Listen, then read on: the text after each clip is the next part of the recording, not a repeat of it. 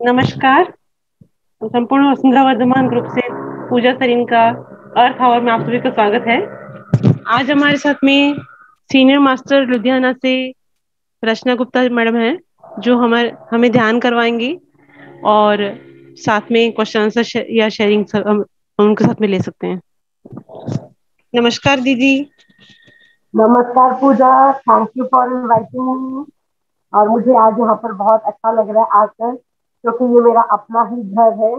और आज हम मदर नेचर के साथ कनेक्ट होने वाले हैं। जो हमारा एक ग्रुप है, अर्थ आर, कि हम अब मदर अर्थ के लिए ध्यान करें।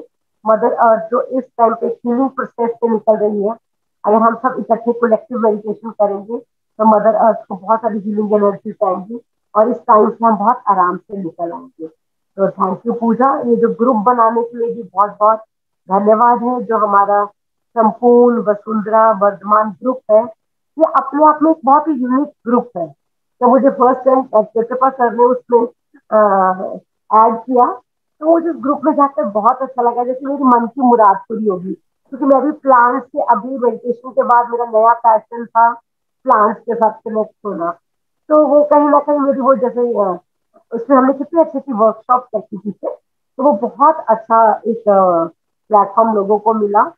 तो उसके लिए हम सारी टीम मेंबर्स का बहुत शुक्रिया अदा करती हूँ, जो इतना इनिशिएटिव लेते हैं, इतना अपना वक्त देते हैं इस चीज के लिए।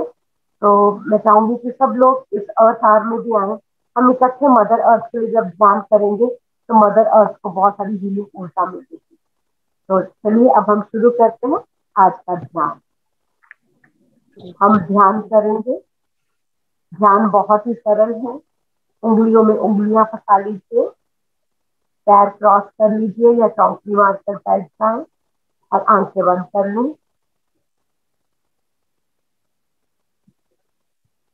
बिल्कुल रिलैक्स हो जाएं।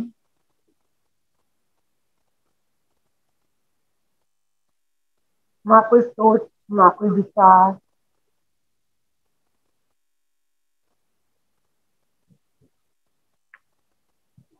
सिर्फ अपने आते जाते सांसों के साथ एक हो जाएं।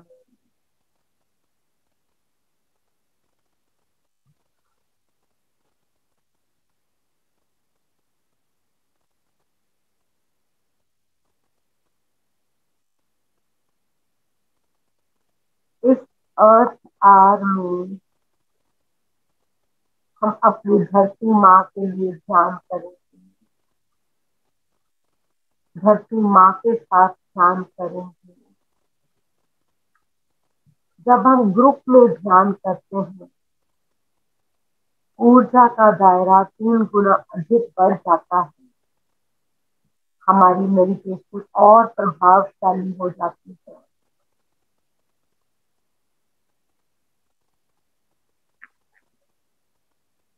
बिल्कुल रिलैक्स हो जाएं। हर भीतर जाती हुई सांस के साथ बहुत सी विश्व ऊर्जा हमारे अंदर जा रही है।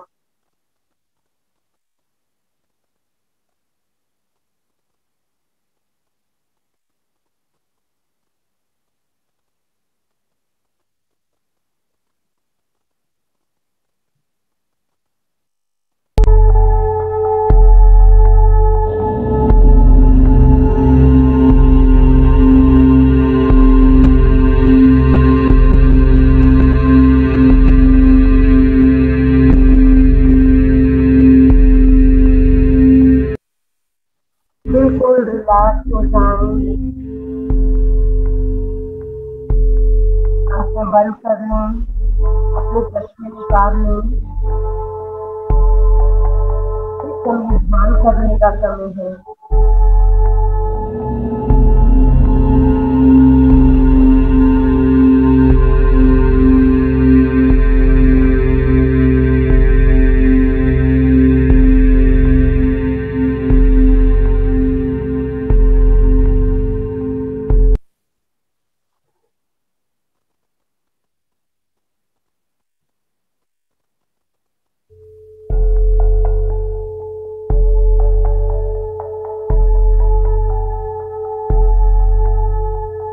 हम सब इवनिंग वॉक पर चलते हैं।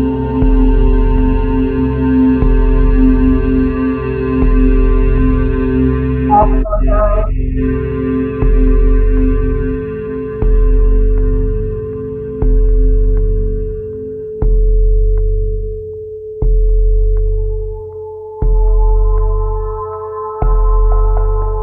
इमेजिन कीजिए आप अपने घर से निकले हैं इवनिंग वॉक।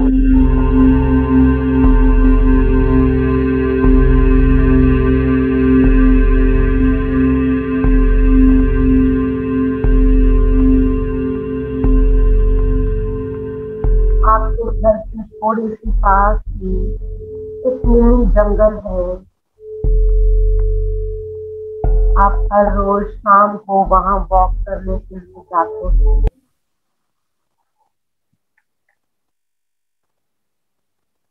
आप अपने घर से वॉक करने के लिए निकले हैं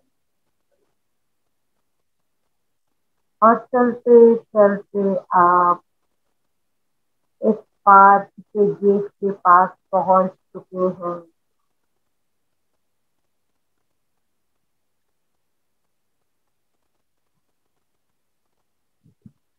वो एक मिनी फॉरेस्ट है।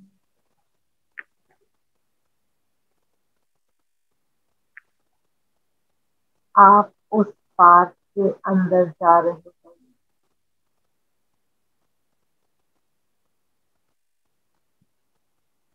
आस पास बहुत ही सारे पेड़ लगे हुए हैं। पेड़ों के बीचों बीच एक पगडंडी है।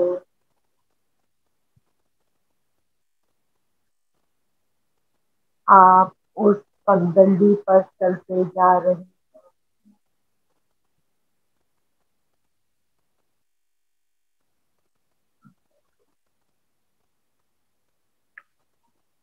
आपके आस पास बहुत से आम के पेड़, नीम के पेड़, तरह तरह के पेड़ लगे हुए हैं। ऊंचे लंबे छायादार पेड़, बहुत से फलों से लगे हुए पेड़। कई पेड़ों पर आम लगे हुए हैं, अमरूद लगे हुए हैं,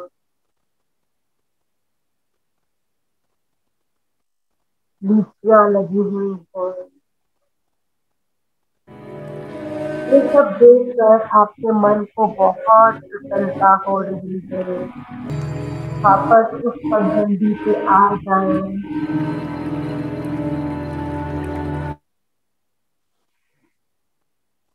आस पास घने पेड़ हैं। प्रकृति का धन्यवाद करें।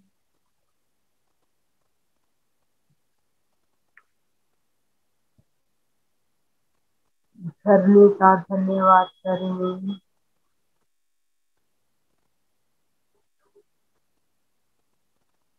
पक्षियों का, पंछियों का और मोर का धन्यवाद करें, जिन्होंने आपको अपने मधुर संगीत सुनाया और नृत्य कर कर दिखाया।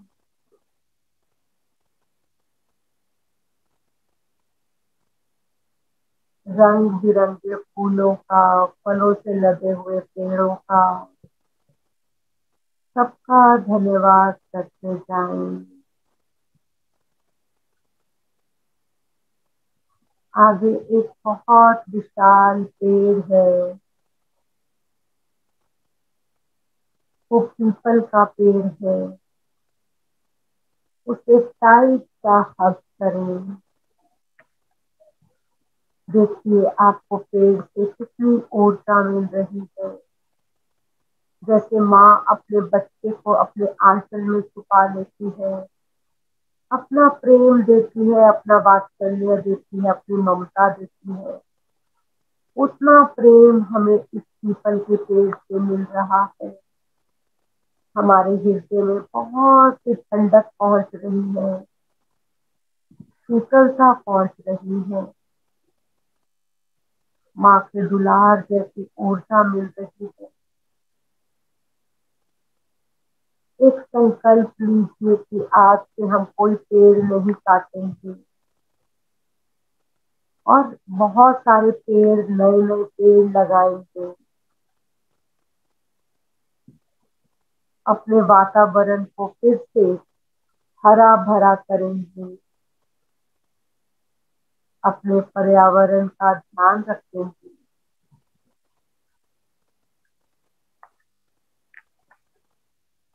अपनी वसुंधरा माँ का ध्यान रखेंगे। इधर उधर गंदगी नहीं फैलाएंगे।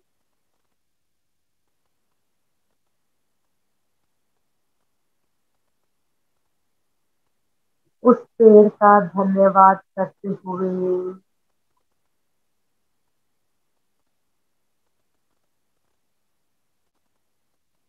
उस मिनी जंगल का भी धन्यवाद करें जिसने आपको आज ऊर्जा से भर दिया। आपके सारे चक्रास को बैलेंस कर दिया।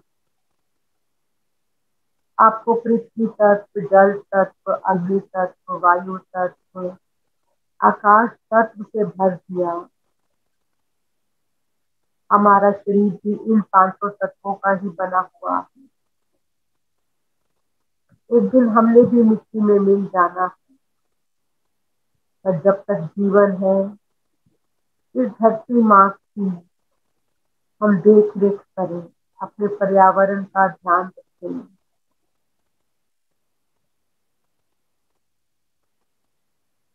मस्तक टेक कर इस जंगल का धन्यवाद करें, धरती माँ का धन्यवाद करें। धरती माँ की धूल अपने मस्तक पर लगाएं।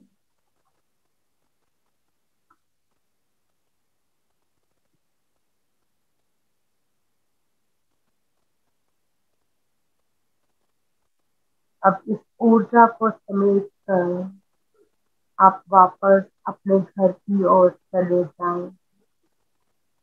धीरे धीरे अपने घर की ओर आप पहुंच रहे हैं। इतनी ऊर्जा लेकर आप अपने घर को जा रहे हैं।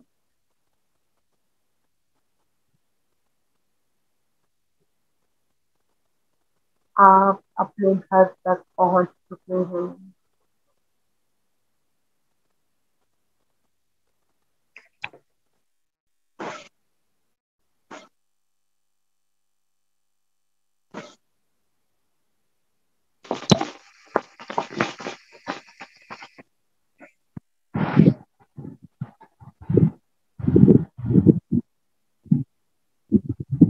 अब धीरे धीरे अपनी चेतना में लौटने की कोशिश कीजिए। अपने शरीर को महसूस कीजिए और अपने दोनों हाथ खोलकर बंद आंखों के ऊपर रख लें।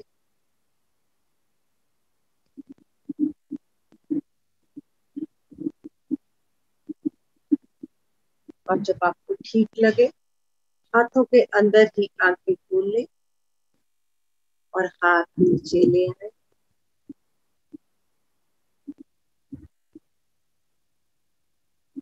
आज के ध्यान के लिए, अपने आप के लिए, पिरामिड ऊर्जा के लिए, प्रकृति माँ के लिए और 5 एलिमेंट्स के लिए क्लैप करें।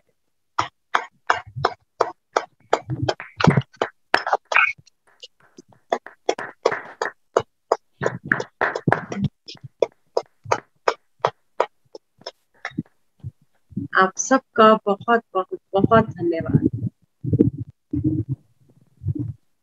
दीदी थैंक यू सो मच। आपने तो बिल्कुल मदद से कनेक्ट कर दिया हमें हर एक बीइंग से, प्रकृति की हर एक संतान से आपने कनेक्ट कर दिया।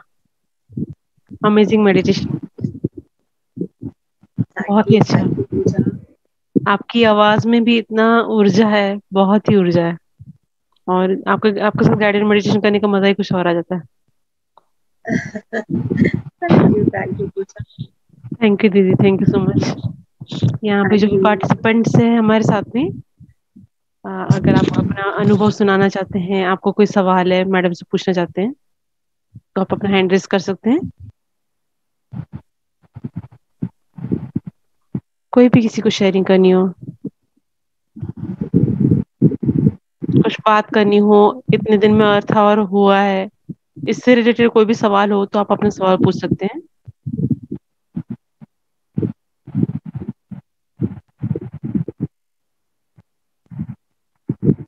मेरे को लगता है पूजा सब अभी ब्लिस में ही है ना। सब अभी वो प्रकृति सब अभी प्रकृति माँ के साथ ही है। अच्छा है, ब्लिस में है सब।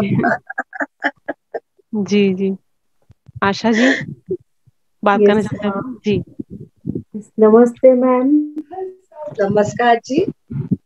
मैम, रियली इतना डीप और इतना अमेजिंग मेडिटेशन था, और आपकी आवाज में मतलब वो ये पूरा एकदम मतलब गुम ही हो गए थे। बीच में तो कुछ समय ऐसा था कि कुछ ट्रांस में ही चले गए थे, फिर वापस आए। मैम बहुत बहुत बहुत बहुत धन्यवाद।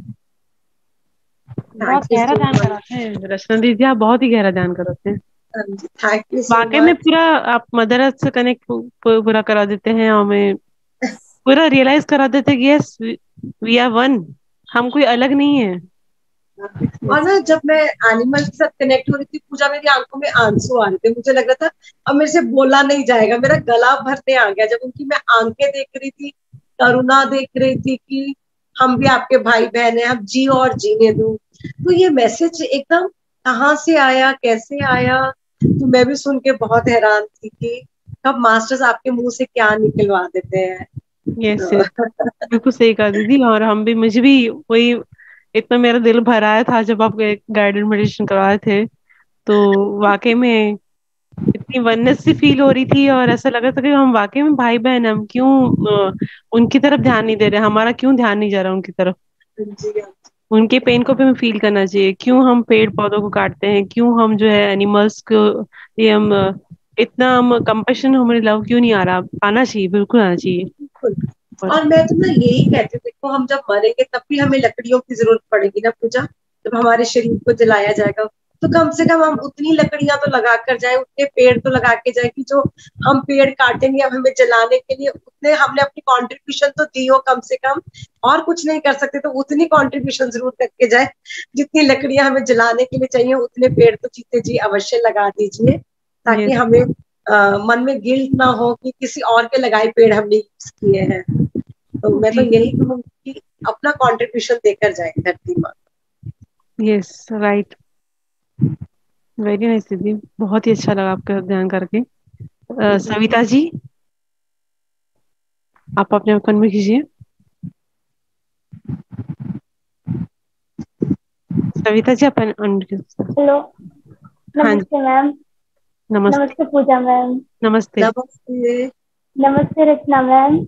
नमस्कार जी। मैम बहुत अच्छा मेडिटेशन करवाया आपने, पूरे पर्यावरण में हमें घुमा दिया, और इतना deep meditation. Thank you ma'am, thank you so much. और आपकी वॉइस भी इतनी स्वीट है, बहुत अच्छी है मैम, अमेजिंग मेडिटेशन। और पूजा मैम का भी बहुत बहुत थैंक्स, जो इतने ग्रेट मास्टर को उन्होंने बुलाया और उन्होंने मेडिटेशन करवाया। थैंक यू मैम, आप दोनों को बहुत बहुत thanks. Thank you Savita ji. Thank you.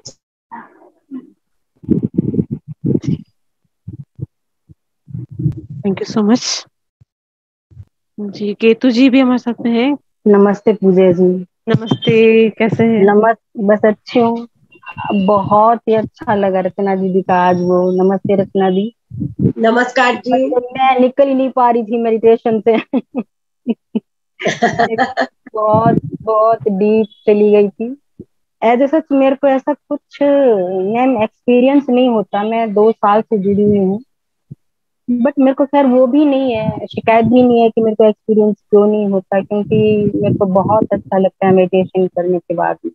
तो अभी मैं JTTP 13 से जुड़ी हुई हूँ, तो उसमें जब सुबह सुबह बताते हैं कि अपनी पूर्ण आत्मा के साथ जुड़िए, तो मेरे को वो समझ में नहीं आता है कि पूर्ण आत्मा सबकी अलग अलग कैसे हो सकती है।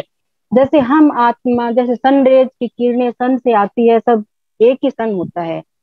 तो हम आत्मा भी जैसे पूर्ण आत्मा अलग अलग कैसे हो सकते हैं दीदी, वो मेरे को समझ में नहीं आ रहा। देखिए, एक तो हमारी आत्मा होती है ना, हमारी सोल होती है। वो हाँ सोल को कई बार हम अपना हायर सेल्फ भी कह देते हैं, है ना। और हाँ पूर्ण हाँ आत्मा वो कई बार कुछ हमारे पास्ट लाइफ्स के कर्मास होते हैं, उसके हिसाब से वो कहते हैं कि पूर्ण आत्मा, जो जहाँ पे जो हमारे आत्मा में पूर्ण संस्कार भी जमा होते हैं, कुछ पास्ट लाइफ्स के संस्कार भी होते हैं, पूर्व जन्मों के संस्कार भी हमारी इसी आत्मा में होते हैं।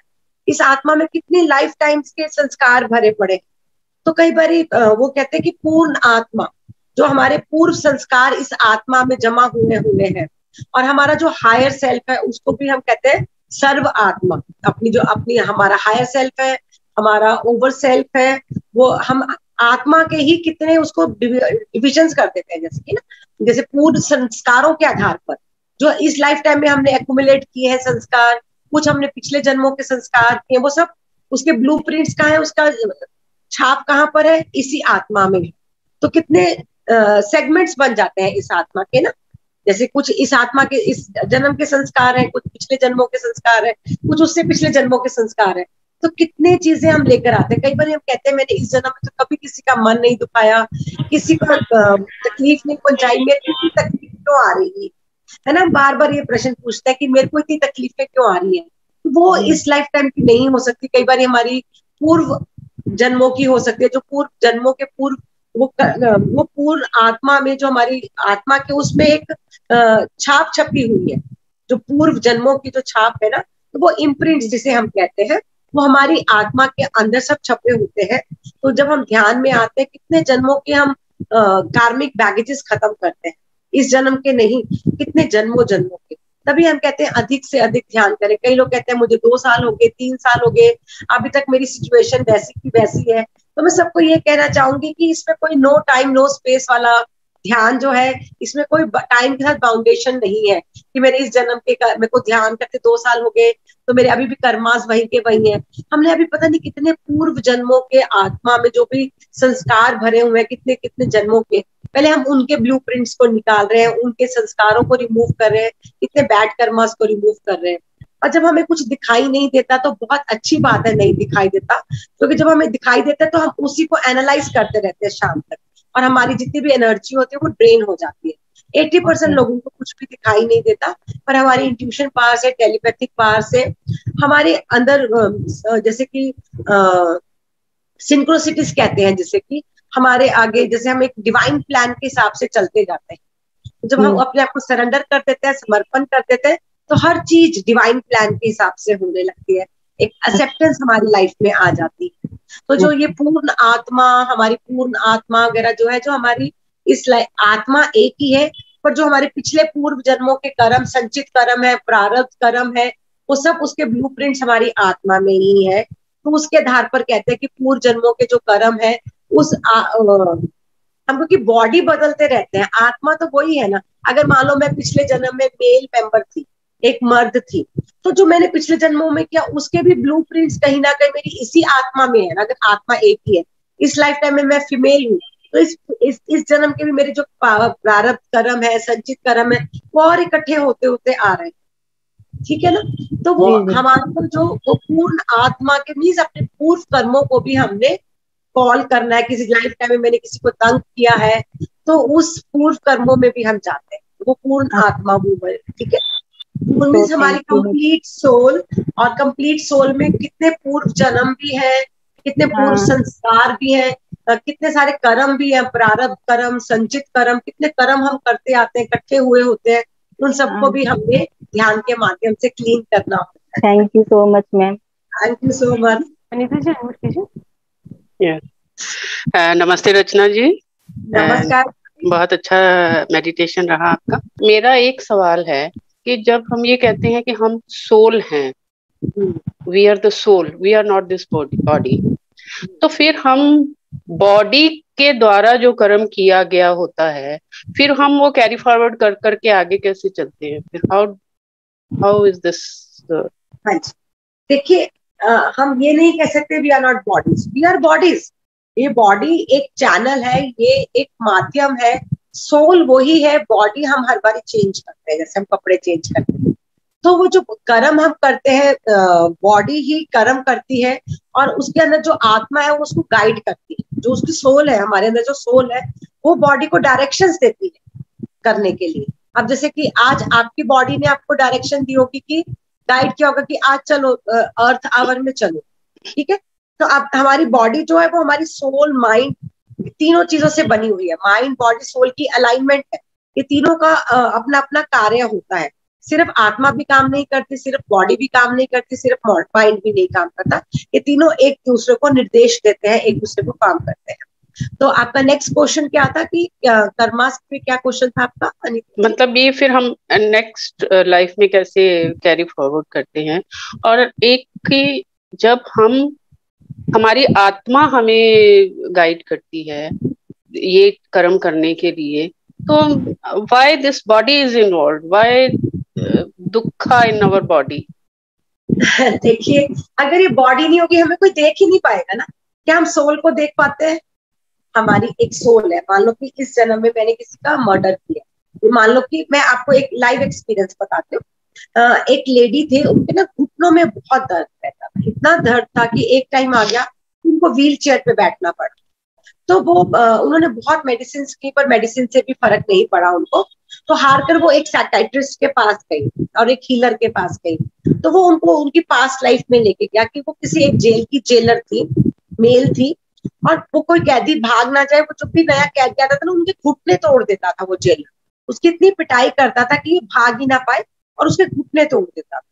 तो जब उसने अपनी पास्ट लाइफ में देखा कि उसने इतना कुछ किसी के साथ किया हुआ है, तो उसको अपनी तकलीफ बहुत कम लगी कि मेरी तकलीफ तो कुछ भी नहीं है, मैंने तो कितने लोगों के घुटने तोड़े हुए हैं, तो मेरे को तो सिर्फ इस लाइफ टाइम में मेरे ये घुटने हैं। तो जब उसने रियलाइज किया, उसके लिए सॉरी मांगा, तो क्योंकि वो ब्लूप्रिंट्स कहाँ थे, पास्ट लाइफ में वो कहाँ गया, बॉडी तो वही थी ना, तो वो उसका जो अवचेतन मन था उसको कहाँ लेकर गया, उसकी सोल में लेकर गया ना, क्योंकि वो ब्लूप्रिंट जो पास्ट लाइफ का था उसकी सोल में। ये सब जो हमारा डाटा जो है, जैसे हम एक कंप्यूटर में डाटा फीड कर देते हैं, अगर कंप्यूटर खराब हो जाता है हम उसकी डिस्क निकाल लेते हैं। कंप्यूटर को चाहे कबाड़ में फेंक देते हैं, उसकी डिस्क निकाल लेते हैं, हार्ड डिस्क निकाल लेते हैं। ऐसी हमारी हार्ड डिस्क क्या है, हमारी सोल है। सब कुछ इसमें फीड है डाटा। नेक्स्ट टाइम हमें चाहे एक मेल की बॉडी मिले, चाहे एक फीमेल की बॉडी मिले, पर जो भी बॉडी मिलेगी उसमें ये डिस्क डाल दी जाएगी, ये हार्ड डिस्क वही रहेगी। तो जब हम आते हैं, नई बॉडी में आते हैं, हमें मेमोरीज नहीं होती है, पर वो दुख दर्द, वो हमारी पिछली वाली पेन, सारा कुछ। जैसे कि मेरे को इस लाइफ टाइम में बहुत सारा ना अंधेरे से डर लगता था। छत पे मैं कपड़े उतारने जाती थी तो मुझे लगता था मैं छत से गिर जाऊंगी, तो छत से नीचे देखते मुझे लगता था। तो जब मैं मेडिटेशन में देखा कि मेरी एक लाइफ में छत से गिरने से मौत हुई थी, और एक तो अंधेरे से क्यों डर लगता था, एक लाइफ टाइम में मेरी ना कोयले की खदान में काम करते हुए कोयले की खदान में दबकर मेरी मौत हो गई। तो वो चीजें मेरी सोल अब तक, वो डर, फोबियाज मेरी सोल में अब तक थे। तो जैसी मेडिटेशन में आई मेरे को फोबियाज निकले कि मेरे को छत से डर क्यों लगता है, अंधेरे से डर क्यों लगता है, मुझे अस्थमा की प्रॉब्लम क्यों है, सफोकेशन से मुझे सांस लेने में तकलीफ क्यों हो रही है, क्योंकि वो चीजें मेरी सोल में, वो डर मेरी सोल में थे। तो जैसे हम मेडिटेशन में आते हुए क्लीनिंग प्रोसेस होने लग जाता है, हमारी सोल में से वो ब्लूप्रिंट सारे साफ होने लगते हैं। अगर हम नहीं करेंगे तो इस लाइफ टाइम के भी ब्लूप्रिंट्स आगे जाएंगे, तो वो दुख दर्द भी हमारे साथ साथ साथ साथ नई बॉडी में जाते हैं। चाहे बॉडी तो हमें नई साफ सुथरी मिलती है, पर वो जो हार्ड डिस्क डाली जाती है ना, जो डाटा डाला जाता है, उसमें इतनी पेन होती है हमारे पिछले जन्मों की, वो ऑटोमेटिकली इस बॉडी में आ जाती है। तो इसलिए क्लीन करने के लिए मेडिटेशन बहुत जरूरी होती है। ये बॉडी में वो हार्ड डिस्क वही है हमारी, जैसे कंप्यूटर में डाटा वही रहता है, कंप्यूटर चाहे हम चेंज कर ले, वही हाल हमारी बॉडी का है। सोल वही है, उसमें ब्लूप्रिंट्स वही है, मेमोरीज वही है, कितने जन्मों की मेमोरीज है इस। एक आंसर दीदी, एक और मैं पूछना चाह रही थी। मेरा ये है कि अमावस के दिन ना मैं अपने पितरों के नाम से दीपक जलाती हूँ। तो लास्ट 15 दिन पहले जो अमावस आई, तो मैंने दीपक की तैयारी पूरी कर ली थी, but I forgot to light the candle, light the deepak. तो मुझे जैसे नींद आई, जैसे ही सोई हूँ मैं, ऑल द एंसेस्टर्स सब जो कभी भी नहीं आए थे, सभी सपने में आए, और उन लोगों ने आके मतलब सपने में ही आए और मैं अचानक से एकदम उठ गई भी, इन सबको एकदम सबको क्या हो गया। फिर मुझे याद आया कि ओहो आज तो अमावस है, तो मुझे दीपक जलाना था, तो मैंने जलाया और फिर मैंने उठ के दीपक जलाया। Then I had a sound sleep after that. अच्छा, एक और कल पूर्णिमा थी। I lost my son in the month of April. तो वो मेरे सपने में आए कि ही हैज 2 सन्स। उनके 2 बेटे हैं, छोटे 8.5 साल का और 6.5 साल का। तो यूएस में ही है। तो वो स्पेशली आया, मम्मा। बड़ी कन्वर्सेशन, ऐसे नहीं कि कोई सोल आई है मेरे साथ सामने। बहुत अच्छे से वो मेरे सामने आया है, मेरे साथ बात कर रहा है। मम्मा मैंने ना अपने बच्चों को ना दून स्कूल में डालना है। मैं क्या, बिल्कुल डालो बेटे। और बच्चे भी उसके साथ थे मेरे, उसके साथ ही थे। तो वो कोई मिठाई विठाई खरीद के खा रहे थे। उसमें चींटी दिखी मुझे, तो मैंने कहा ये कहाँ से खरीदी है, तो उसने बताया कि इस शॉप से खरीदी है। तो फिर मैं उस शॉप पे भी गई उसके साथ, वो मिठाई बदली करी हमने, ये सब कुछ हुआ। पर मुझे समझ नहीं आया कि वो मुझे क्या मैसेज देना चाह रहे हैं, ये क्या, ये किस कनेक्शन में ये मुझे अनीता जी, जब अगर आपको कोई भी मैसेज आया कि वो उसको दून स्कूल में डालना चाहता है, तो इट मीन्स कहीं ना कहीं आपके बेटे की इच्छा रही होगी कि वो अपने बच्चों को वहां पढ़ाना चाहते होंगे। तो अगर if it is possible for you, तो आप उसका आप उनकी वाइफ से पूछ सकते हैं क्या उनका ये सपना था, क्योंकि हस्बैंड वाइफ तो जरूर डिस्कस करते होंगे ये चीज को। तो आप उसको डिस्कस करें, अगर उनका सपना, तो अगर कोशिश करिए तो उसका सपना जरूर पूरा करिए, क्योंकि जब आप एक कदम लेंगे ना, वो सोल अपने आप सब प्लानिंग्स कर देगी।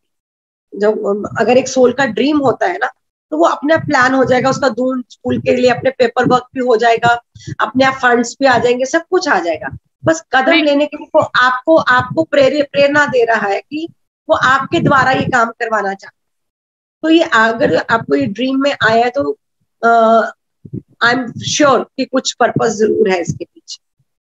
आप उसको दोबारा से मेडिटेट कीजिए और उसको पूछिए आप मुझे क्या कहना चाहते हैं, कि आपका इच्छा है दून स्कूल में डालने की। तो जो पहला आंसर, प्रॉम्प्ट आंसर आएगा, यस एट नो पे, गो फॉर इट। क्योंकि अक्सर वो मेरे साथ बात करते थे, मगर कभी, क्योंकि यूएस में ही एजुकेशन काफी अच्छी है, तो उसने कभी दून स्कूल का जिक्र कभी नहीं किया था। तो कल तो उसने डायरेक्टली बहुत क्लियरली दून स्कूल उसने मेंशन किया। आप अब्रॉड में है, उनके बच्चे भी अब्रॉड में है क्या? बच्चे यूएस में ही हैं, अमेरिकन है बहू मेरी, and we are in Delhi. Okay okay. तभी मुझे उसका कनेक्शन नहीं समझ आ रहा था कि वो बच्चे तो इंडिया में कभी माँ तो नहीं भेजेगी कभी कभी। कभी क्या आपके बच्चे का सपना रहा या आपका सपना था कि बच्चे को दून स्कूल में डालने का? हाँ, अपने बेटे अपने मेरे बेटे का के लिए था मुझे था ना? हाँ, बिल्कुल था। फिर आपको उसी कनेक्शन में आया, कहीं कहीं ना कहीं जो उनका ड्रीम था, कहीं ना कहीं ना, तो वो आपको वो उस कनेक्शन में दिखाई दिया कि वो उसका एक कहीं ना कहीं ड्रीम था, या आपका ड्रीम था उसको दून स्कूल में डालने का। तो वो आपको बेटे के रूप में, उनके रूप में वो ड्रीम आया है कि वो जो आपके सबकॉन्शियस माइंड में फील था दून स्कूल के बारे में, अपने बेटे के लेके सपना था आपके मन में, तो वो कहीं ना कहीं वो सबकॉन्शियस माइंड में सरफेस लेवल पर आया। फिर भी आप मेडिटेट कीजिए और आप जरूर पूछिए अपने आप से इसका ड्रीम का मतलब क्या, आपको जरूर इसका आंसर मिलेगा। तो nice, thank you. Thank you so much Anita ji. तो रिलेटेड एक सवाल मेरा भी उठा है, तो क्या पूछ सकती हूँ? प्लीज पूजा, पूछिए पूछिए पूछिए। जैसे अनीता जी जो है एवरी अमावस्या पे जो है अपने एंसेस्टर को याद करके जो दीपक जलाते हैं, तो क्या ये करना चाहिए या नहीं करना चाहिए? देखिए यहाँ पर पूजा, मैं बोलूंगी अपना अपना ये अपना अपना बिलीफ सिस्टम है। मेरी फोटो आ रही है क्या पूजा? नहीं दीदी, हाँ हाँ जी।